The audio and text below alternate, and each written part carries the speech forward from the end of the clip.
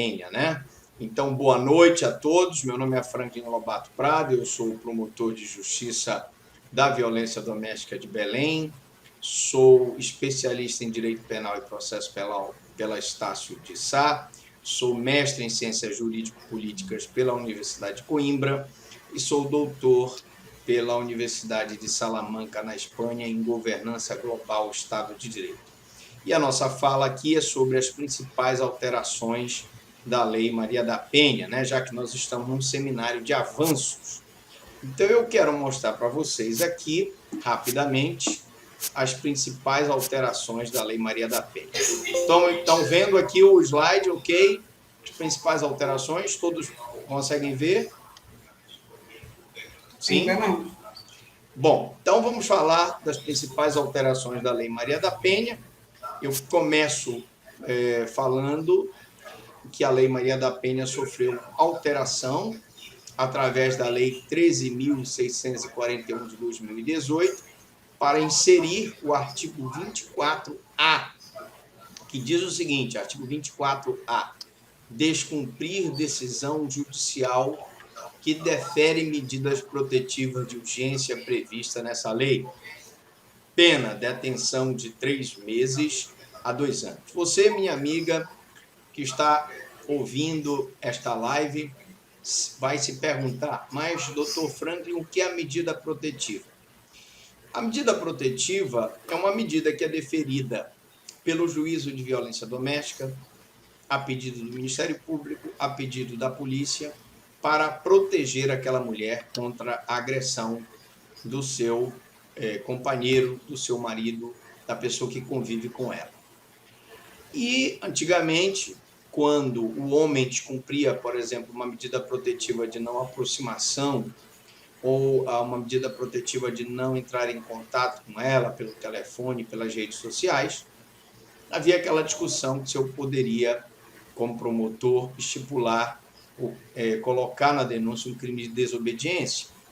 E essa dúvida pairou durante muito tempo. Para resolver esse problema, veio a lei e criou um crime específico, um crime especial, que é o descumprimento de decisão judicial que defere medidas protetivas de urgência. Atenção, minha amiga, meu amigo, você que está assistindo essa live, é preciso ressaltar, para que haja esse crime de descumprimento de uma decisão judicial que defere medida protetiva, qualquer que seja ela de urgência para a mulher vítima de violência doméstica, eu tenho que ter a intimação do cidadão em relação àquela medida. Então, ele foi intimado, por exemplo, a não se aproximar dela por um prazo, um período, uma distância de 100 metros, e ele, então, descumpre a ordem judicial. Agora mesmo eu estava folheando aqui um processo de uma moça que trabalha numa academia, dona da academia, e o cidadão que é viciado em drogas, ele foi intimado dessa medida protetiva, e mesmo assim ele ainda disse que a medida não resolvia nada para ele, foi lá na academia e descumpriu a ordem de distanciamento. Então ele vai ser denunciado pelo artigo 24A, que é o descumprimento de decisão judicial. Eventualmente, se esse cidadão, além do descumprimento da decisão judicial, ele praticar, por exemplo, uma ameaça, ou se ele praticar, por exemplo, uma lesão corporal contra a vítima, agredindo ela, ele vai responder em concurso com descumprimento da medida.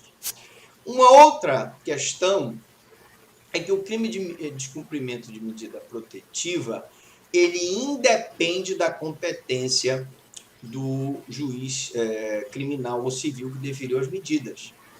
Tendo uma medida deferida, sendo ela pelo juiz criminal, lá na violência doméstica, ou pelo juízo civil, ele não cumpriu, ele pode ser preso em flagrante delito. Porque todo aquele que está praticando um crime, ele pode ser preso em flagrante autuado e ficar preso se a sua prisão em flagrante for transformada em prisão preventiva. E eu quero deixar bem claro isso, que isso independe da decisão ter sido proferida pelo juízo civil de família, por exemplo, ou o juízo criminal da violência doméstica. Apenas a autoridade judicial, o juiz, pode conceder fiança e o dispositivo não exclui a aplicação de outras sanções cabíveis. Então, lembrando que no caso da Lei Maria da Penha, só o juiz vai conceder a fiança, e esse dispositivo não, como eu disse, não impede que ele responda pelo descumprimento de medida protetiva e lesão corporal, pelo descumprimento de medida protetiva e ameaça. Uma outra questão que eu queria falar aqui para vocês é que a Lei da Maria da Penha sofreu outra alteração através da Lei 13.827 de 2019 para inserir o artigo 12C de casa, que diz o seguinte: verificada a existência de risco atual ou iminente à vida ou à integridade física da mulher em situação de violência doméstica e familiar ou de seus dependentes, o agressor será imediatamente, atenção, imediatamente afastado do lar, domicílio local de convivência com a ofendida. Então, isso é muito importante. Imediatamente afastado do lar significa que eu estou definindo uma medida protetiva para evitar que aquele agressor, comparecendo ao lar onde os dois residem, possa invariavelmente praticar crimes contra a mulher. Então, é uma medida muito salutar. Muitos criticam, porque, evidentemente, que o agressor afastado do lar, ele, às vezes, muitas das vezes, ele não tem para onde ir. Tem algumas situações em que o cidadão fica na rua, mas, de qualquer forma, se ele voltar ao lar tendo essa medida protetiva, ele poderá ser preso por descumprimento de medida. Então, em situação de violência doméstica, o juiz pode deferir imediatamente o afastamento do agressor do lar para resguardar a integridade física da vítima. Uma outra questão que eu queria colocar aqui para vocês, da Lei Maria da Penha, ela sofreu alteração através da Lei 13.871 de 2019 para modificar o artigo 9º da Lei Maria da Penha, que hoje, inclusive, está completando 14 anos. Ela é de 7 de agosto de 2006, e nós hoje estamos no glorioso 7 de agosto de 2020.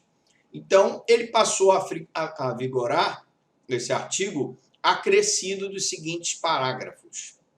Atenção!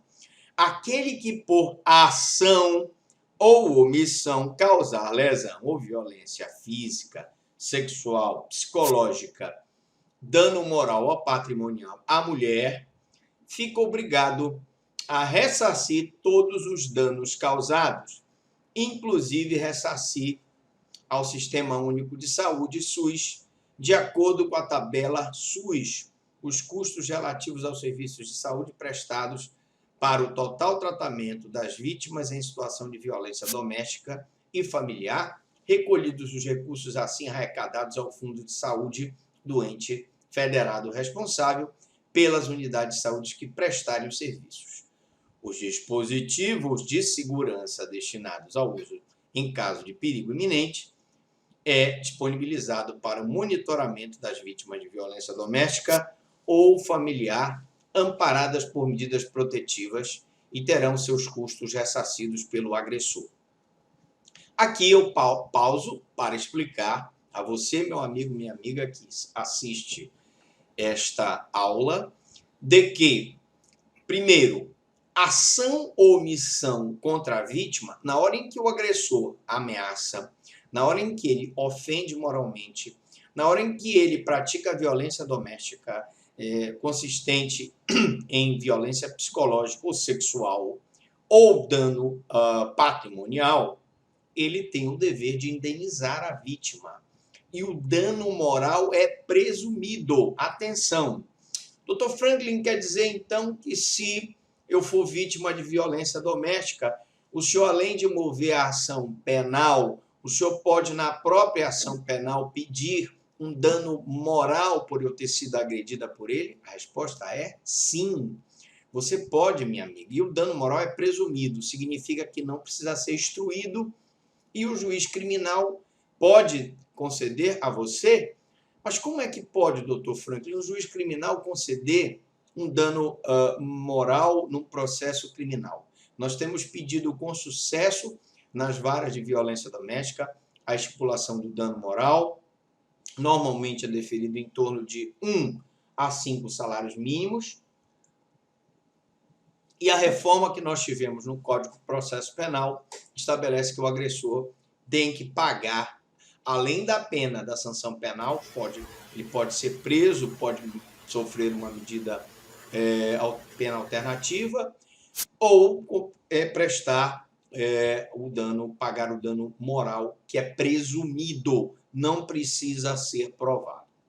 Outra questão é que, como vocês podem ver aqui, ele tem que ressarcir todos os danos causados à vítima, inclusive ressarcir ao Sistema Único de Saúde, que na hora que a vítima gasta dinheiro, gasta o recurso do Estado com o tratamento médico por conta da violência doméstica, esse dinheiro é do SUS, do Sistema Único de Saúde, e a lei estipula que ele deve pagar o dinheiro que a vítima gastou no SUS.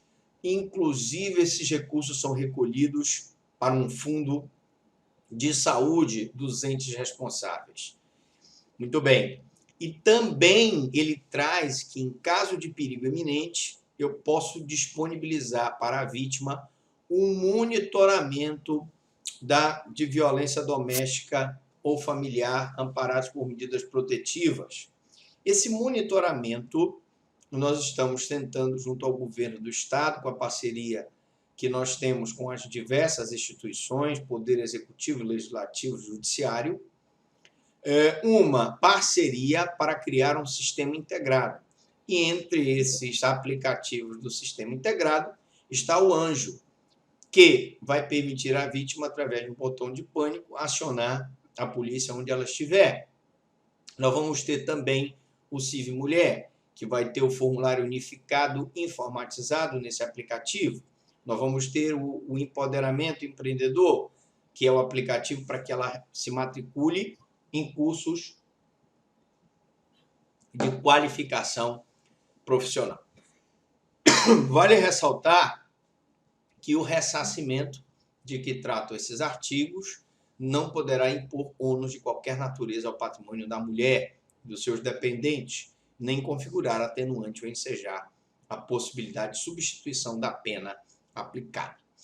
Bom, outra questão que nós queremos mostrar aqui para você hoje é que a Lei Maria da Penha sofreu alteração através da Lei 13.880, de 8 de outubro de 2019, para alterar os artigos 12 e 18 da Lei 11.340, que é a Lei Maria da Penha, passando ela a vigorar com a seguinte alteração. Atenção! Verifica-se, o inciso 6º-A, verifica-se o agressor possui registro de porte ou posse de arma de fogo e, na hipótese de existência, juntar aos autos essa informação, bem como notificar a ocorrência à instituição responsável pela concessão do registro, emissão do porte, nos termos da lei, do Estatuto dos Armamentos, e a autoridade pode determinar a apreensão imediata da arma. Vou repetir, a apreensão imediata da arma de fogo. E por que isso acontece, Dr. Franklin? Porque o agressor da violência doméstica, ele começa com uma agressão pequena, normalmente é um xingamento, normalmente é um tapa, normalmente evolui para uma lesão corporal, uma violência doméstica e vai chegar até o feminicídio. E se ele tem arma de fogo, é prudente que a autoridade policial determine a apreensão imediata dessa arma para que ele não possa usar essa arma contra a vítima. Me parece uma medida salutar e uma alteração que me parece ser absolutamente coerente com a evolução da Lei Maria da Penha.